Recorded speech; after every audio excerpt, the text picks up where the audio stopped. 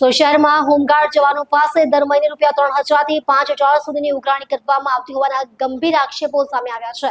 જવાનોનો આરોપ છે કે ઉચ્ચ કક્ષાના અધિકારીઓ દ્વારા તેમની પાસેથી પૈસાની માંગ કરવામાં આવે છે। પૈસા ન આપનાર જવાનોને નોકરીમાંથી દૂર કરવાની ધમકી અપાતી હોવાનું પણ સામે આવ્યું છે। જવાનોનું કહેવું છે કે તેઓએ અનેક વખત ઉચ્ચ અધિકારીઓ સમક્ષ રજૂઆત કરી છતાં કોઈ યોગ્ય કાર્યવાહી કે નિકાલ થયો નથી, જેથી તેમનામાં રોષ વ્યાપ્યો છે।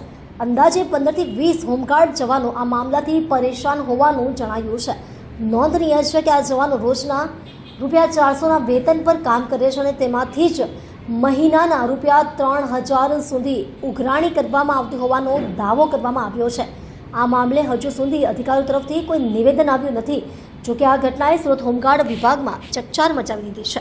મારું નામ નિલેશ રાજેન્દ્રભાઈ પાટીલ છે। मैं 2016-17 થી હોમગાર્ડ ખાતામાં નોકરી કરું છું। મેં સીપી સાહેબમાં રજૂઆત કરી છે આ માટે કે અમને અમારા જે ઓફિસર કમાન્ડિંગ સાહેબ છે થોમસ માઇકલ પટારે એ અમને બધા હોમગાર્ડને માનસિક ત્રાસ આપે છે બરાબર, અને ખોટી રીતે હેરાન કરે છે। રહેઠાણથી દૂર નોકરી આપે છે। બાકી ઘણા હવે 1-2 વર્ષ પહેલાં એકાદ વર્ષ પહેલાં એમના પાસે ઘણા હોમગાર્ડો પાસેથી પૈસા ઉઘરાવેલા હતા, જેના ફોટો તમને બતાવી શકું। આ એમના ટ્રાન્ઝેક્શન છે, ઇન્ચાર્જ પાસેથી પૈસા એમને ઉઘરાવેલા હતા અને કીધેલું હતું કે તમે પૈસા નહીં આપો તો તમે કેવી રીતે નોકરી કરો, બરાબર, મેં મારા હિસાબે જોઈ લઈશ, નહીં આપો તો એમની નોકરી બંધ કરાવી